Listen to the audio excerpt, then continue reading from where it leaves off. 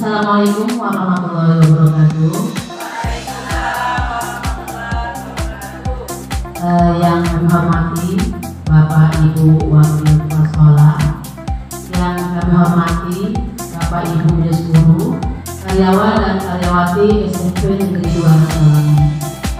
Puji syukur materi kita panjatkan kepada Allah Subhanahu wa Ta'ala, karena berkat rahmat dan hidayahnya maka kita pada siang hari ini masih diberikan kesehatan dan juga kesempatan untuk bisa berada di aula ini dalam rangka mengikuti sosialisasi penerapan budaya positif di SMP Negeri 2 Sawangan.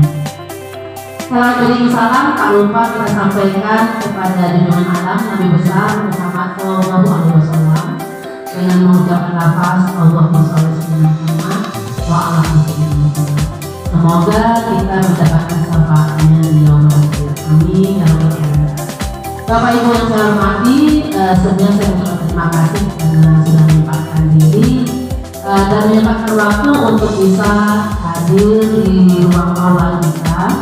Adapun kegiatan kita pada hari ini adalah sosialisasi penerapan budaya positif.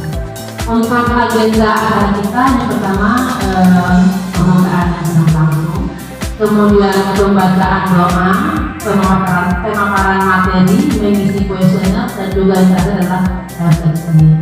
Baik Bapak Ibu, kita mulai saja untuk acara berikutnya yaitu pembacaan doa agar acara kita bisa berjalan dengan sukses. Kami mohon kepada Pak Sandri untuk bisa membacakan doa.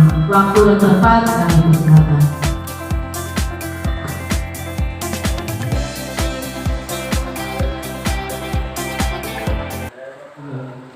Wassalamu ala asyrafil mursalin wa ala alihi wa sahbihi wa sallam. Allahumma salli ala sayyidina Muhammad sallallahu alaihi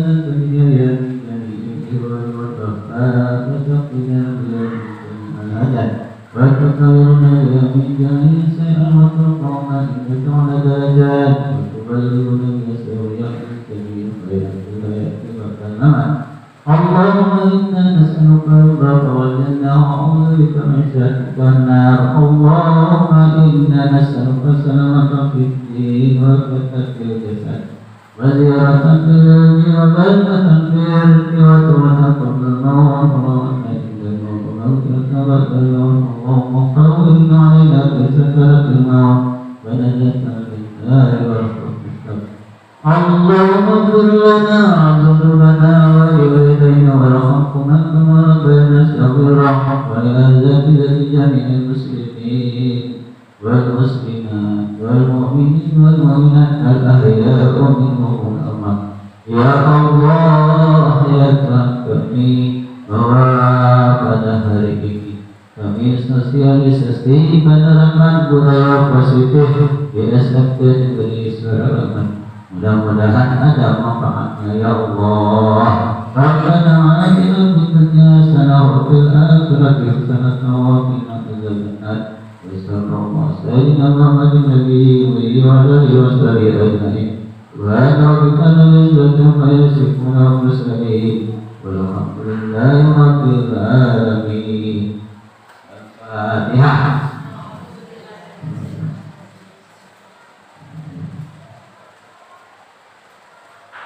Amin ya Allah, amin ya Rahman, amin ya Rahim, amin ya Wali wa Sayyid, alhamdulillahi rabbil alamin.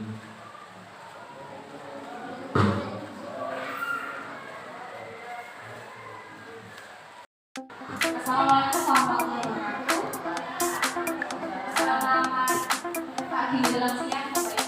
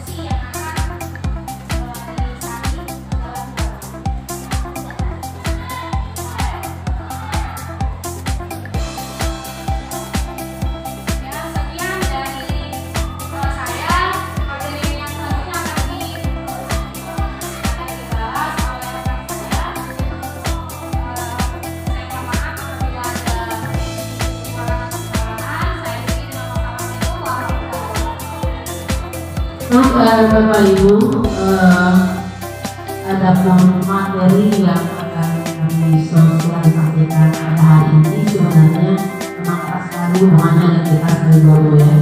Dan di sini sebenarnya sudah ada tupoksi kita langsung, apalagi untuk yang baru kelas. Di sini ada 6 subbab yang akan dibahas. Pertama mengenai sisi positif dan nilai-nilai kebajikan sosial. Kemudian ada teori motivasi, hukuman, penghargaan dan restitusi. Berikutnya mengenai keyakinan kelas, kebutuhan akan dibaca secara manusia dan dunia berkualitas. Yang kelima restitusi, 5 positif kontrol. Kemudian 6 restitusi sebagai 3 restitusi. Bapak Ibu, kita sering mungkin ya selama ini kita menganggap bahwa apa-apa yang telah kita lakukan kepada anak kita, mungkin kita lihat mereka ya sebagai teman, atau mungkin kita berikan hukuman yang menurut kita mungkin itu sudah tepat ya, sudah pas kita berikan kepada anak kita. Tapi ternyata setelah kita belajar ini nanti, mudah-mudahan pola kita berubah. Bahwa sebenarnya kondisi yang seperti apa sih yang harus kita lakukan, kemudian bagaimana sih kita menentukan anak kita kalau seandainya mereka melakukan hal-hal yang melanggar kata tertib ya. Jadi mungkin selama ini kita menganggap bahwa yang dilakukan itu sudah ideal, tapi apakah benar itu sudah ideal? Nah, mari kita lihat ya. Dalam belajar ini mudah-mudahan kita sama-sama belajar untuk bisa merubah pola kita.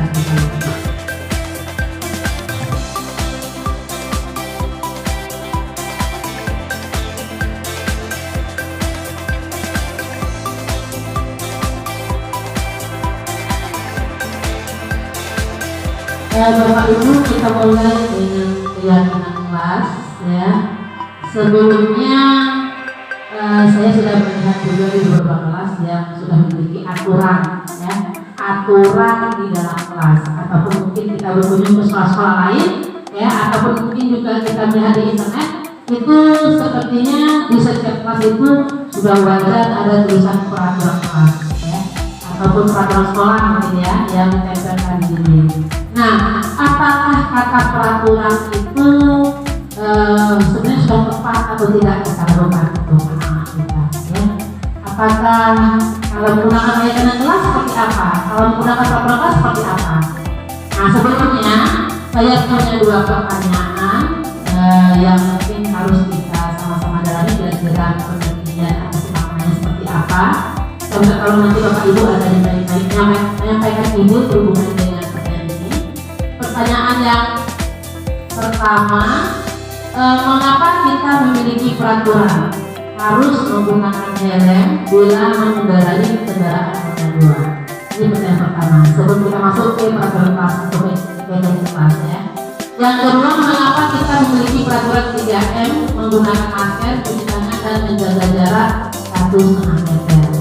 Ya. Selama ini saya yakin Bapak Ibu kedua-duanya ini sudah kita laksanakan ya, benar ya. Tapi maknanya berdasarkan apa? Kenapa kita mau menggunakan helm? Kenapa kita mau menggunakan masker?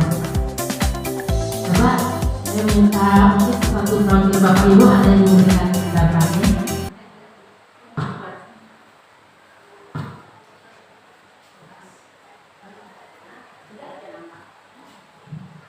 Assalamualaikum warahmatullahi wabarakatuh.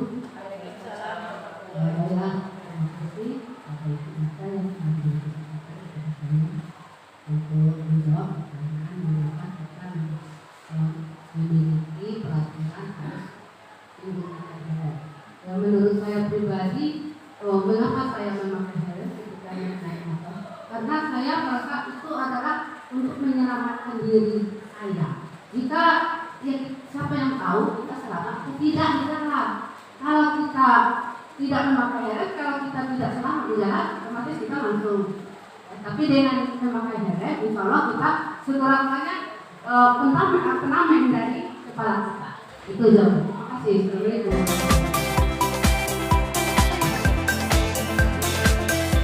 Terima kasih banyak Ibu Mariana yang luar biasa. Menurut Ibu Mariana, kenapa kita harus memakai helm untuk menjaga keselamatan? Ya. Mungkin untuk pertanyaan kedua, mengapa kita memiliki peraturan 3M menggunakan masker, cuci tangan dan menjaga jarak 1,5 meter? Ada yang bisa mengomentari Bapak Ibu?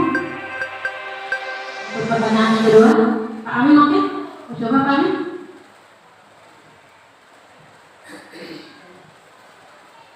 Assalamualaikum warahmatullahi wabarakatuh. Terima kasih. Kalau menurut pendapat saya, mengapa kita memiliki peraturan 3M menggunakan masker, mencuci tangan dan menjaga jarak 1,5 meter? Karena itu untuk keselamatan kita juga, apalagi pada saat pandemi corona ini kita memang dituntut untuk menjaga jarak gitu ya, biar kita tidak terkontaminasi dengan virus corona ini. Terima kasih. Ya, terima kasih Pak Amin. Sudah ada dua pendapat ya, mengapa kita memiliki peraturan harus menggunakan helm, kemudian juga mengapa kita harus menjaga jarak menggunakan masker.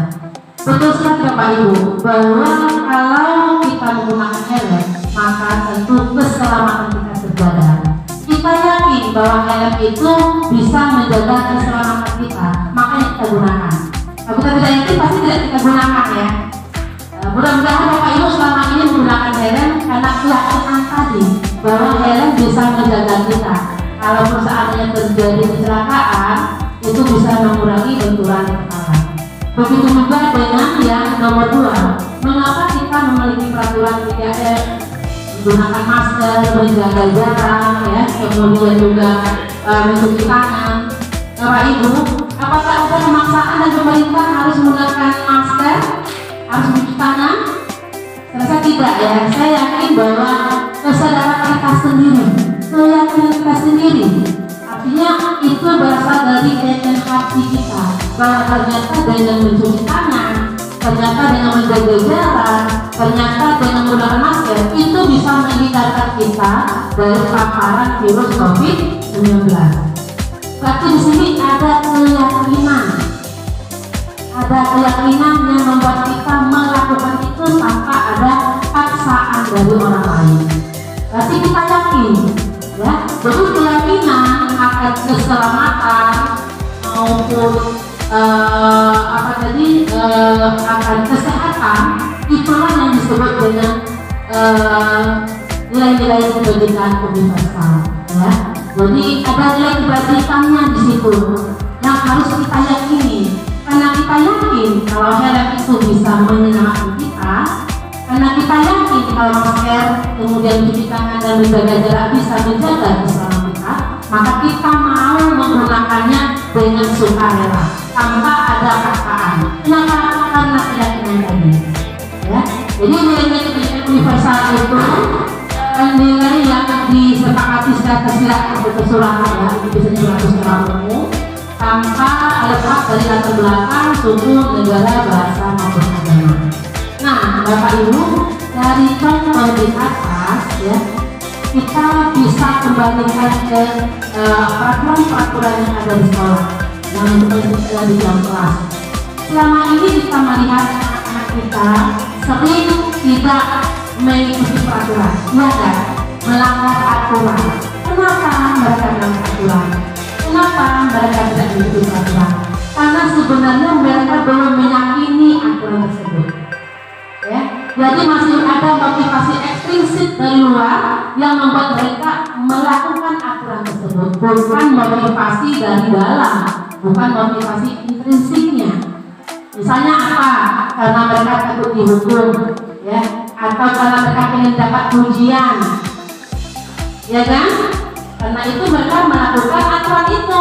Tetapi begitu misalnya tidak ada guru yang mengawasi, ya, tidak ada guru yang melihat, tidak ada guru yang memuji, bisa jadi aturan tersebut mereka langgar. Bisa jadi aturan tersebut mereka langgar, ya. Nah, itu yang terjadi sekarang seperti itu. Kenapa? Karena mereka belum meyakini aturan-aturan yang sudah dibuat oleh sekolah kita ataupun yang sudah dibuat oleh kelas. Sama kayak Al-Quran ya Bapak Ibu. Al-Quran itu kan salah satu isinya juga aturan-aturan, ya. Kalau Al-Quran itu kita yakini, maka aturan-aturan yang ada di dalam itu akan kita laksanakan dan ikhlas. Disuruh sholat kita sholat, tanpa ada embel-embel, disuruh lagi aku sholat, aku baru sholat, ada lagi nggak sholat. Nggak seperti itu. Kenapa? Karena kita sudah meyakini, ya. Kecuali kalau kita belum yakin karena masih ada motivasi ekstrinsi, maka bisa jadi aturan itu hanya berlaku selama ada motivasi eksternal. Begitu motivasi eksternalnya itu tidak diperhatikan, bisa jadi aturan itu akan dilanggar. Kenapa? Karena di sini motivasi intrinsik itu ya bisa mengembalikan nilai-nilai dan keyakinan yang bisa menggerakkan seseorang, ya, dibandingkan dengan serangkaian peraturan kita. Jadi kita harus menggerakkannya dari sini, Bapak Ibu, dari hati kita. Motivasi intrinsik mendalam itulah yang selalu kita tekankan kepada murid-murid kita, bahwa aturan yang ada selama ini di sekolah atau di kelas itu harus diyakini. Kalau sudah diyakini, maka mudah-mudahan ya mereka bisa melaksanakan aturan tersebut tanpa ada iming-iming, tanpa ada keinginan luar pekerjaannya. Yang nggak mengharapkan pujian, nggak mengharapkan tekanan. Jadi peraturan berjalan kalau gurunya tegas, kalau gurunya kejam, kalau gurunya ngancam, baru aturan jalan. Enggak, kalau peraturan tersebut sudah diyakini, ya. Nah, ini kita kembali ke kita masuk kembali ke pembentukan kelas, ya. Seperti yang di awal tadi saya sampaikan bahwa di kelas kita itu juga tidak ada aturan-aturan, ya. Tapi selama ini yang kita lihat mungkin aturannya terlalu banyak. Kemudian aturannya isinya itu banyak perintah semua, ya, yang kaku. Yang kaku. Kemudian juga penerapan di lapangan karena anak belum meyakini, akhirnya aturan itu hanya sekedar tempelan di dinding tanpa ada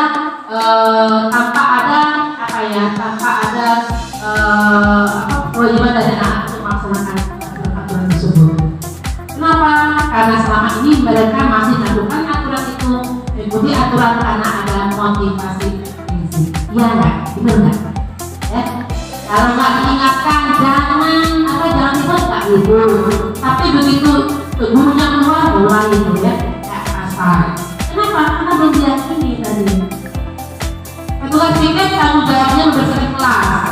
Kalau gurunya turun ke bawah, guru piket atau wali kelasnya memantau baru piket. Tapi kalau dipantau ada kelas yang dari dalam sampai keluar itu belum ada di satu. Itu jam masuk ya. Kenapa mereka seperti itu? Karena mereka masih menganggap bahwa aturan tersebut hanya sebagai aturan belaka tanpa mereka meyakini. Jadi bagaimana kita membuat mereka meyakini aturan tersebut? Bagaimana kita membuat mereka itu harus tahu apa sih nilai-nilai kebajikan yang ada di balik aturan? Apa sih manfaat aturan itu? Apa sih makna dari aturan dibuat? Apa sih tujuan itu dibuat? Itu yang harus kita sampaikan kepada mereka. Jadi kalau mereka mengetahui apa nilai kebajikan dari aturan yang dibuat, mudah-mudahan aturan-aturan tersebut bisa menjadi keyakinan bagi mereka. Itu ya. Makanya kalau kita lihat antara aturan dengan kalimat keyakinan, mungkin lebih enak kalau kita menggunakan kalimat keyakinan kelas. Karena kalau kita berhubungan dengan aturan yang ada di pikiran anak, bagaimana sih caranya agar aturan ini bisa dilanggar? Ya enggak? Bagaimana sih caranya agar aturan ini tidak terlalu kita? Nah, bagaimana cara kita membuat keyakinan sekolah ataupun keyakinan kelas? Yang pertama, keyakinan kelas itu dia lebih bersifat abstrak ya. Kalau aturan itu kan lebih rinci dan konkret. Kalau yang keyakinan kelas itu dia abstrak. Itu artinya apa, Bu Mas? Lebih sederhana ya. Nah, lebih sederhana, lebih jelas, lebih tampak, lebih singkat, lebih efektif gitu ya. Dibandingkan dengan yang konkret ini yang berupa peraturan rinci yang kita tulis sampai 20-30 nomor. Kemudian keyakinan kelas berupa pernyataan universal. Jadi pernyataan umum ya yang ada di kelas itu. Kemudian pernyataan keyakinan kelas senantiasa dibuat dalam bentuk positif.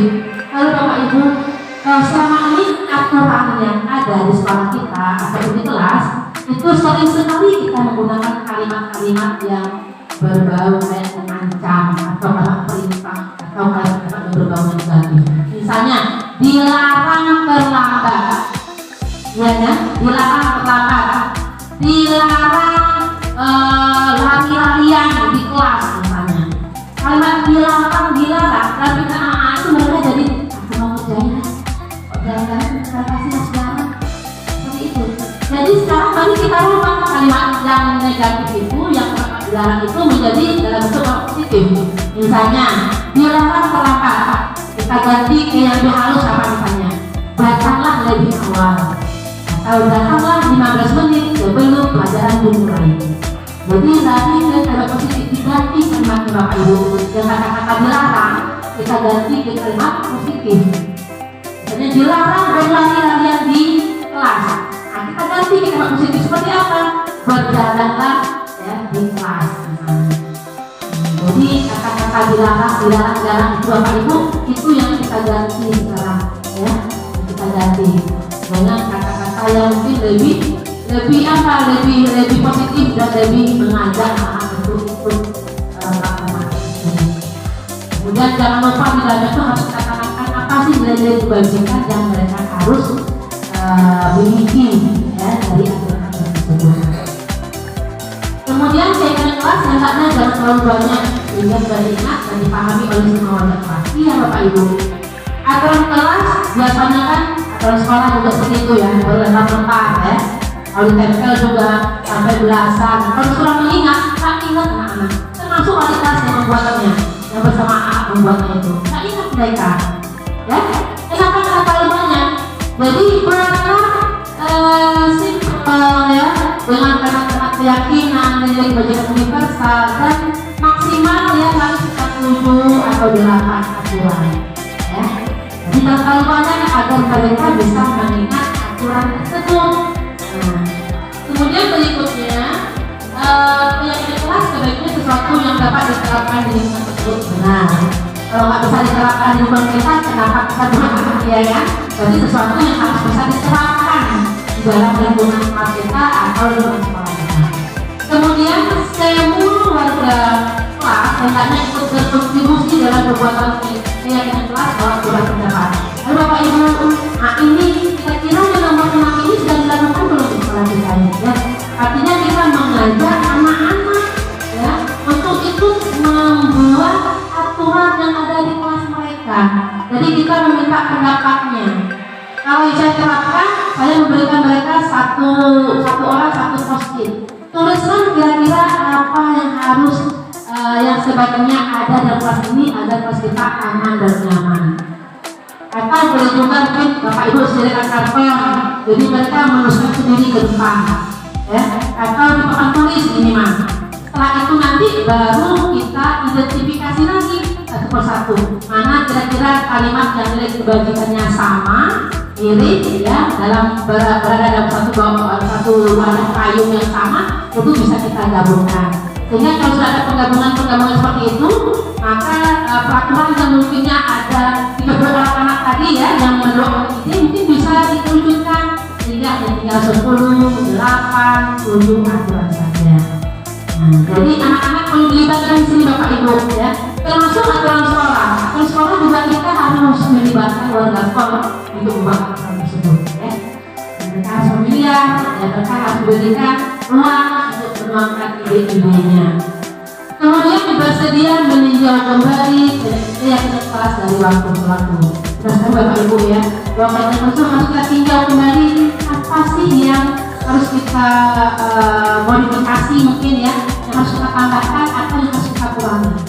Karena seperti itu Bapak Ibu, nanti di sini kita diskusi, Bapak Ibu itu diajak untuk bisa menyelesaikan masalah itu dengan meminta anak untuk menyelesaikan sendiri masalahnya.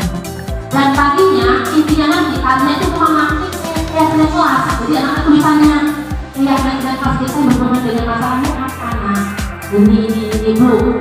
Kalau mereka sudah hafal, mereka sudah ingat, mudah-mudahan itu bisa melaksanakan dengan baik ya. Jadi ini pembentukan kelas ataupun sekolah yang perlu kita perhatikan. Nah, Bapak Ibu, di sini ada peraturan, kemudian ada nilai kebajikan yang harus kita tuangkan kalau kita membuat nilai kelas. Misalnya yang pertama, selalu kembalikan buku ke tempatnya. Di sini nilai kebajikan yang ada yang kita perlu tanamkan dalam anak itu adalah tanggung jawab. Maka tanggung jawab ini, harus ada di dalam nilai di dalam teknik kelas yang kita buat. Kemudian dilarang mengganggu orang lain. Ini artinya bahwa mereka harus menghormati orang lain. Jadi kalimat-kalimat dilarang ini diterjemahkan dalam kalimat positif yang berisi nilai kebajikan.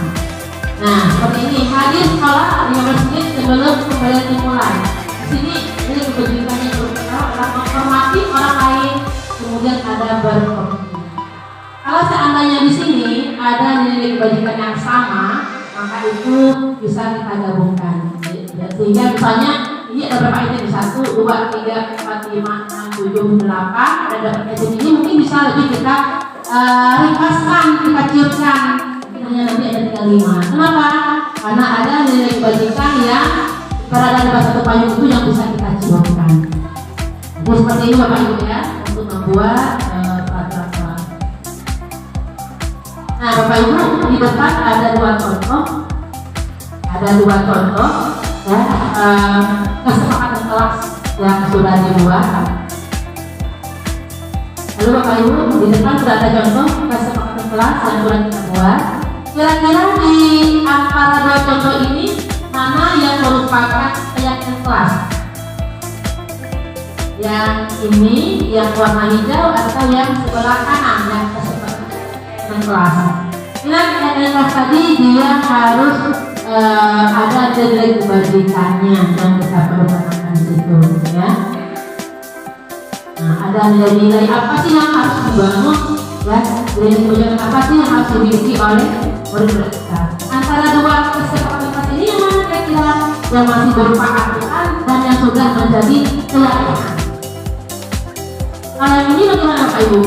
Datang tepat waktu, mengucapkan salam, menjaga kebersamaan, kebersihan sekolah, kemudian aktif dalam perjalanan, aktif. Kalau ini kami guru dan murid yang saling menyayangi, kami murid yang semangat belajar, kami murid yang peduli dengan teman-teman. Nah, antara ini dan kanan mana kira-kira yang merupakan keyakinan? Karena kedua ini merupakan kesepakatan. Jadi di antara dua kesepakatan ini mana yang merupakan keyakinan? Yang putih ini ya. Ya, ini sudah menjadi keyakinan. Kenapa? Karena ada nilai kebajikan yang sini seperti saling menyayangi, semangat belajar, peduli, kebajikan yang harus kita tanamkan kepada siswa-siswa kita. Jadi Bapak Ibu ya. Jadi kalau mereka sudah tahu kebajikan apa yang ada di sana, mudah-mudahan mereka melaksanakannya bukan karena masih ada motivasi eksternal tadi, tapi memang itu sudah menjadi keyakinan dari murid-murid kita ya. Nah, ini kelas yang sudah ada di KPDF di Bapak Ibu ya. Bentuknya itu saja kecil banget ya. Jadi kami meyakini pelihatan ya. Kami meyakini bahwa dengan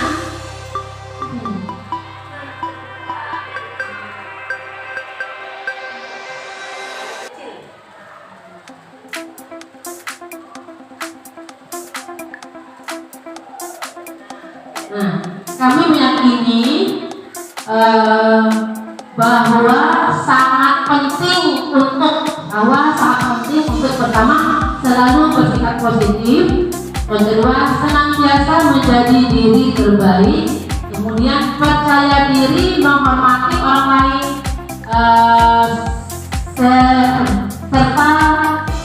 serta barang yang dimilikinya, kemudian berkomitmen terhadap setiap tugas ya. Oke, ada satu lagi di bawah.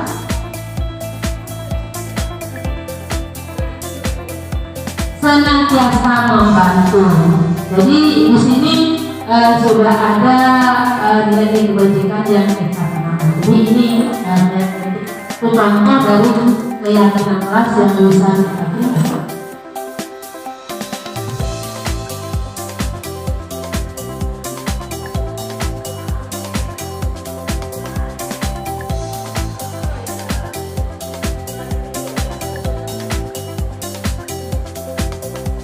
Nah, Bapak Ibu ya mulai dari peraturan kelas, kemudian nanti menjadi keyakinan kelas, dan menjadi keyakinan kelas, maka ini akan terbentuk lingkungan yang positif, lingkungan yang aman, lingkungan yang nyaman, sehingga murid kita bisa belajar dengan baik ya untuk mencapai tujuan pembelajaran yang kita inginkan. Dan kalau semuanya sudah bisa menciptakan lingkungan positif, maka akan muncul budaya positif di sekolah. Itu yang kita harapkan, ada budaya positif tadi. Jadi membudaya, ya membudaya. Kalau sudah membudaya, maka anak-anak melakukannya itu dengan sukarela, ikhlas, berasal dari motivasi intrinsik dari hati mereka tanpa ada pengaruh-pengaruh ataupun tekanan-tekanan dari luar. Nah, seperti ini ya contoh-contoh budaya positif dari sekolah kita ya. Anak bersalaman, ya belajar membaca literasi, pikir dengan tertib, ya saling membantu, menggunakan suruh baca untuk tapi menunggu gurunya masuk ya. Jadi kalau ada guru yang lama mungkin kita bisa mengambil. Jadi ini kita harapkan ada budaya positif ya terbentuk di sekolah kita. Ini ujungnya.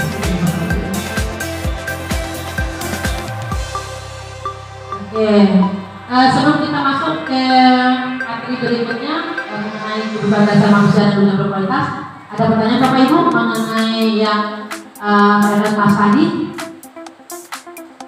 Ada pertanyaan Bapak Ibu? Oke, kalau tidak kita lanjut ke pembelajaran yang keempat, yaitu kehidupan dasar manusia dan dunia berkualitas. Nah, ini ya Bapak Ibu ya, kasus dari Ibu Ambar, guru wali kelas 2A di SMP Pelita Hati, sedang bingung menghadapi ulang salah satu murid di kelasnya, namanya Doni ya, karena beberapa anak di kelas 8A telah datang padanya dan mengeluhkan Doni yang sering sekali meminta bekal makan siang mereka dengan cepat. Jika Anda menghadapi situasi seperti Ibu Ambar, apa yang akan Anda lakukan? Menurut Anda, kira-kira apa alasan Doni melakukan hal tersebut? Mungkin sebelum nanti kita lihat kira-kira alasannya seperti apa, ada yang memberikan pendapatnya? Ada yang memberikan pendapatnya, kira-kira apa yang kita lakukan kalau kita ketemu murid seperti ini? Karena bukan hanya di SMP Pelita Hati, di SMP kita juga ada seperti ini ya, yang suka ngambil makanan kawannya, suka minta duit, suka mengatakan keinginannya, ada di SMP kita. Kira-kira apa yang akan kita lakukan? Apa alasan dari melakukan itu? Yang sering sekali kasus seperti ini pasti guru BK kita. Aku mau minta tolong Pak Amin ya, Bapak Amin sebagai guru BK seperti apa? Terima kasih. Sebaiknya dilakukan Ibu Ambar itu sama sekali yaitu dia dulu akan permasalahan Doni itu sebenarnya gimana, dan langsung melihat bahwa itu masalah itu. Tapi kita apa yang menjadi dasarnya melakukan itu? Kali dia lapar apa alasan pribadi dia itu? Setelah sudah dapatkan alasannya itu permasalahan, kita bisa memberikan begitu arahan kepada Doni untuk mengubah kebiasaan itu. Sementara mereka dari dalam hatinya sendiri, bukan karena paksaan dari pihak keluarga. Itu saja menurut saya. Terima kasih banyak Pak Amin, luar biasa. Jadi kita harus menggali dulu sebenarnya permasalahan dari Doni itu apa ya. Jadi kita tidak bisa langsung mencap bahwa Doni itu seperti itu. Tanpa kita tahu apa sih yang terjadi di balik itu. Nah, Bapak Ibu, tidak hanya Doni, kita juga seperti itu, bahwa setiap yang kita lakukan itu pasti ada tujuan tertentu. Setiap tindakan yang kita lakukan pasti ada tujuannya, entah itu yang berbau positif ataupun yang berbau negatif, ya. Nah, apa tujuannya? Salah satunya adalah untuk mendapatkan apa yang kita inginkan atau untuk memenuhi kebutuhan dasar kita. Begitu juga murid, ya, bahwa setiap tindakan yang dilakukannya, baik itu tindakan yang positif atau negatif, pasti ada tujuan dari itu. Dan salah satunya pasti karena ingin memenuhi kebutuhan dasar dari dirinya sendiri, ya. Apa saja kebutuhan dasar pada manusia? Yang pertama ada kebutuhan untuk bertahan hidup, ya. Kemudian ada kebutuhan akan rasa kasih sayang dan rasa diterima. Kemudian kebutuhan akan kekuasaan, kebutuhan akan kebebasan. Kemudian yang terakhir freedom, kebutuhan akan kekuasaan. Ya, jadi di sini ada 5 kebutuhan dasar manusia yang sering menjadi tujuan dalam kita melakukan setiap kegiatan kita. Nah, yang pertama, kebutuhan untuk bertahan hidup. Kebutuhan bertahan hidup ini adalah kebutuhan yang bersifat fisiologis untuk bertahan hidup. Misalnya kesehatan, rumah, makanan, kebutuhan biologis, seperti reproduksi, ya. Kemudian di sini komponen psikologisnya meliputi kebutuhan akan pertahanan.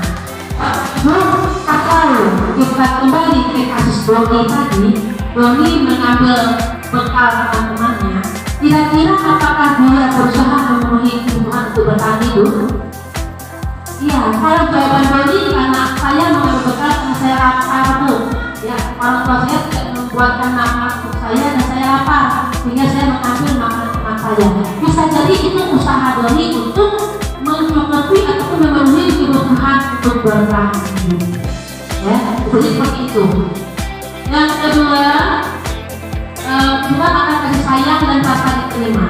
Ini meliputi kebutuhan akan hubungan dan koneksi sosial, kebutuhan untuk memberi dan menerima kasih sayang, dan kebutuhan untuk merasa menjadi bagian dari kelompok.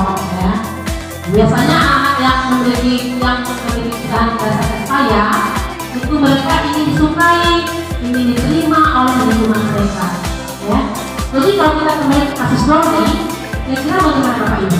Dia mengambil bekal, kalau kita hubungan ke sini, nah jadi apakah itu merupakan pemancing agar dia dipanggil oleh guru, kemudian guru memanggil orang tuanya. Jadi dia ingin disayangi, ya, ingin diperhatikan oleh lingkungannya. Nah, walaupun caranya salah tadi, ya, tetapi dia berusaha memenuhi kebutuhan dasarnya itu tadi. Jadi dengan dipanggil oleh guru, dipanggil orang tuanya, semua orang membicarakannya, semua orang melihat kepada Dani, ya, Doni, sehingga dia merasa, oh aku disayang, ya, aku disayang. Jadi seperti itu. Kemudian yang ketiga ada kebutuhan untuk penguasaan atau kebutuhan kemampuan atas kemampuan. Ini berhubungan dengan kekuatan untuk mencapai sesuatu, menjadi kompeten, menjadi terampil, diakui prestasi dan keterampilan kita. Biasanya anak yang memiliki dasar ini itu biasanya dia akan selalu ingin menjadi pemimpin. Mereka juga suka mengamati sebelum mencoba hal baru dan merasa kecewa jika melakukan kesalahan. Nah, kalau dibawa ke kasus Doni, apakah Doni melakukan tindakan itu juga ingin mendapatkan penguasaan? Dia ingin ditakuti oleh kawan-kawannya, iya enggak?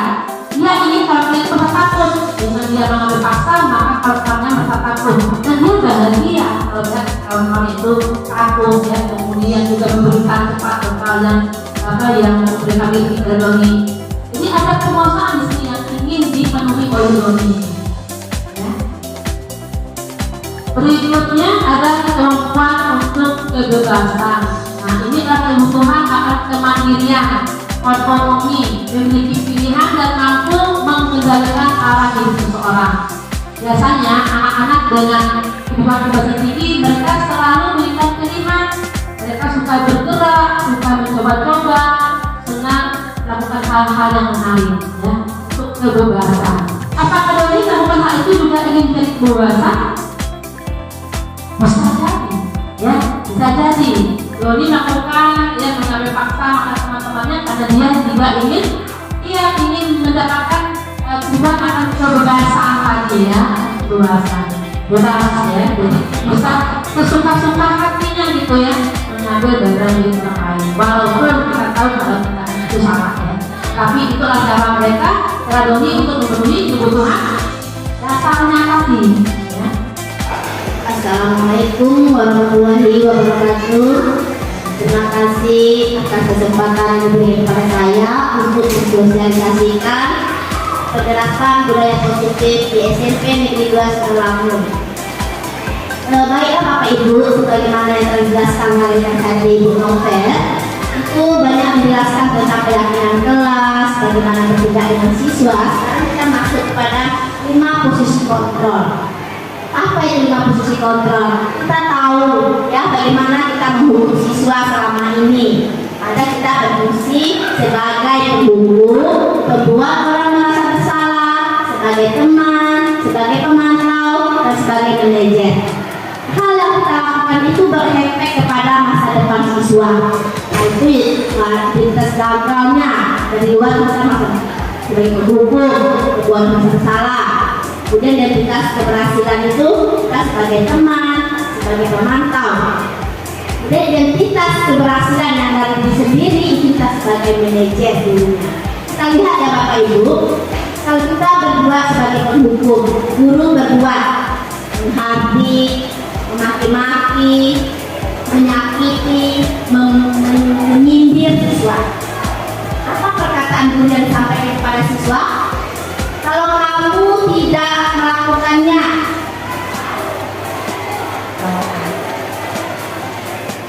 rasakan. Nah, awas ya, rasakan. Itu perkataan guru kepada siswa.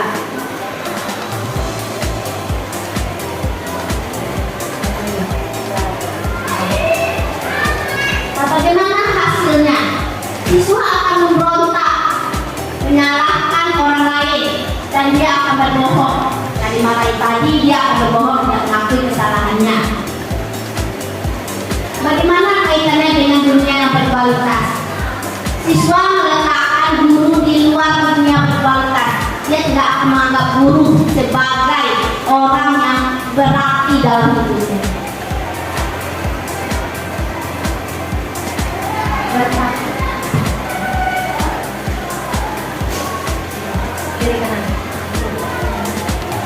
Murid akan berkata apa setelah itu?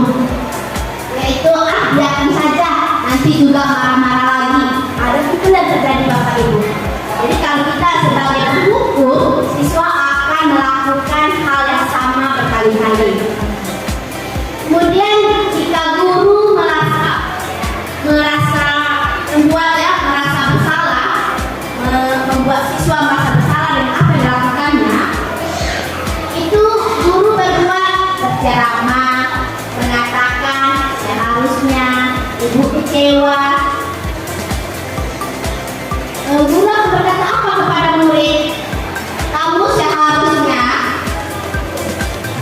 kamu sudah tahu ibu lelah sekali mengatakan ibu stres.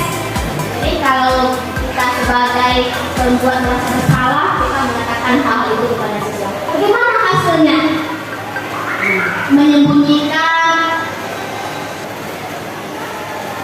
menyenangkan, dan berbohong. Kaitannya dengan dunia berkualitas Bapak Ibu ya. Murid meletakkan guru di dalam dunia berkualitas, ya, dan dia akan menghargai guru. Dampaknya pada murid merasa rendah diri jadinya, karena dia merasa bersalah atas apa yang dilakukannya. Bagaimana kalau guru sebagai teman? Nah, jadi ketika kita menghukum siswa, kita berfungsi atau bersikap sebagai teman bagi siswa itu. Guru akan membuatkan alasan untuk muridnya. Yaitu kemudian guru berkata, ayo lakukan demi ibu. Merasa kamu tidak mau, ingat tidak, ibu pernah atau tentu semua orang pernah melakukan kesalahan. Hasilnya bagaimana? Murid akan merasa ketergantungan kepada guru. Nah, sejak ada masalah dia kembali kepada guru. Kaitannya dengan dunia berkualitas, itu murid meletakkan guru sebagai orang yang sangat penting di dunia berkualitas. Dia sangat ketergantungan kepada guru, tidak bisa dia mandiri. Selanjutnya, jika kita bersikap sebagai pemantau, guru akan berbuat apa?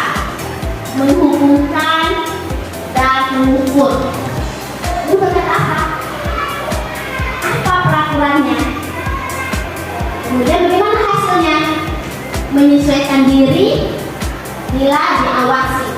Nah, kalau dia dipantau, dia akan sesuai dengan apa yang kita sampaikan. Kaitannya dengan dunia berkualitas, itu mulai meletakkan guru, peraturan dan hukuman di dunia berkualitas. Yang terakhir itu sebagai manajer. Nanti tempat lanjut ya Bapak Ibu. Jika guru bersikap sebagai manajer, guru akan berkata, guru akan melakukan mengajukan pertanyaan-pertanyaan. Kemudian apa perkataan guru? Apa yang kita yakini? Apa yang bisa kamu kerjakan memperbaiki permasalahan ini? Jadi ketika siswa bermasalah, tanyakan langsung kepada siswanya. Apa yang bisa dilakukannya untuk memperbaiki kesalahan yang pernah dilakukannya? Bagaimana kaitannya dengan dunia berkualitas? Itu menguatkan pribadi dan murid meletakkan dirinya sebagai individu yang positif dalam dunia berkualitas.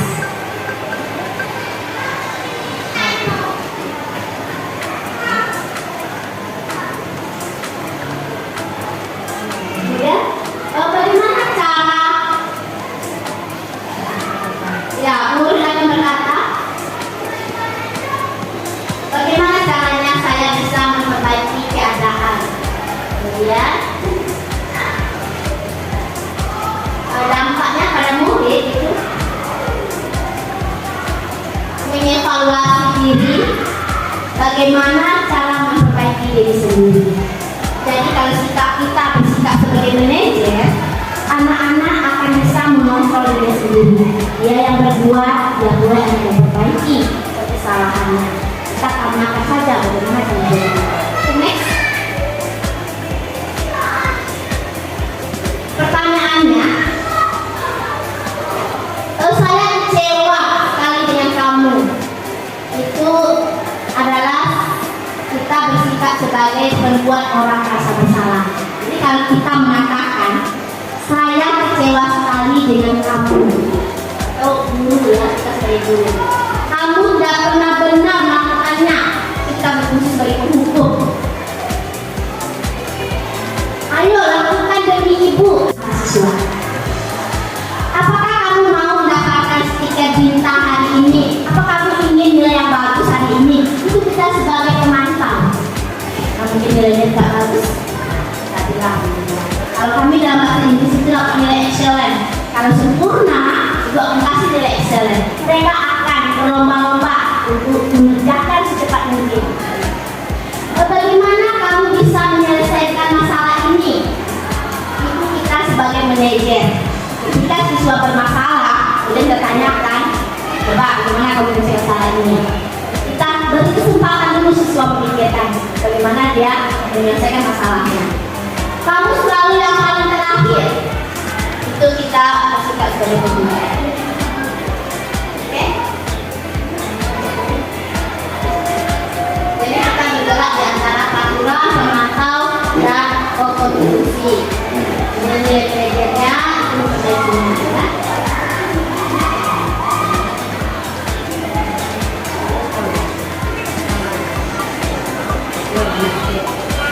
Selanjutnya adalah eksplorasi konsep. Hukuman yang kita berikan namanya adalah segitiga restitusi.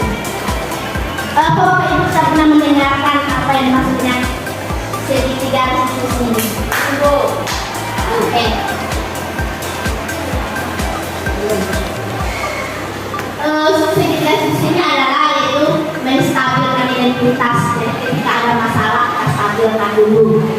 Ya, kemudian validasi kebutuhan. Apa sih yang dibutuhkan oleh siswa kita? Selanjutnya ada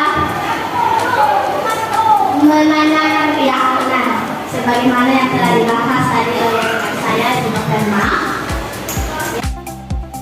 Ini adalah menstabilkan identitas untuk membuat anak yang merasa gagal karena berbuat salah menjadi positif bagi dirinya. Jadi nggak semua ya salah itu menjadi negatif, ada juga kesalahan itu menjadi positif. Dulu berkata ketika anak bermasalah kemarin seperti ini, berbuat salah itu hal yang manusiawi. Tidak ada manusia yang tak salah, ya. Tidak ada manusia yang sempurna. Bapak Ibu juga berbuat salah. Kita pasti bisa menyelesaikan permasalahan ini. Bapak Ibu terkait dengan tahu siapa yang benar, siapa yang salah. Bapak Ibu di sini tidak tertarik untuk menyelesaikan masalah. Kalau kamu menyelesaikan dirimu, menyalahkan dirimu sendiri, maka kamu bersikap baik pada dirimu sendiri. Kadang-kadang anak berbuat salah untuk menyalahkan diri dia. Salahkan diri sendiri. Karena untuk anak manusia dia biasa yang berbuat salah. Kalau dalam bahasa Inggris mengatakan we learn from mistakes, but don't make it a mistake twice. Kita belajar dari kesalahan, tapi yang kedua kesalahan yang selanjutnya kebutuhan. Siswa berbuat salah tadi sudah dijelaskan dari awal. Berbuat salah itu pasti ada maksud dan tujuannya. Kenapa siswa berbuat salah? Kamu bisa saja melakukan hal yang lebih buruk dari ini. Tapi tidak melakukan.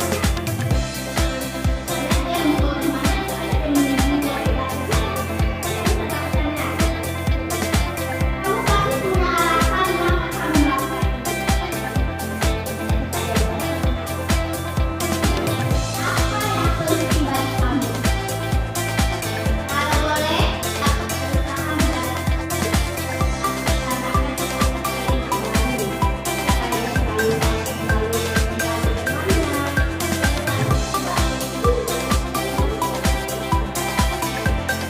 kamu belajar cara lain menggunakan yang kamu butuhkan tanpa harus berukur. Kalau bingung mengenanya, ada nggak cara emosi tidak berukur? Ada kemampuan ya, salah berukur.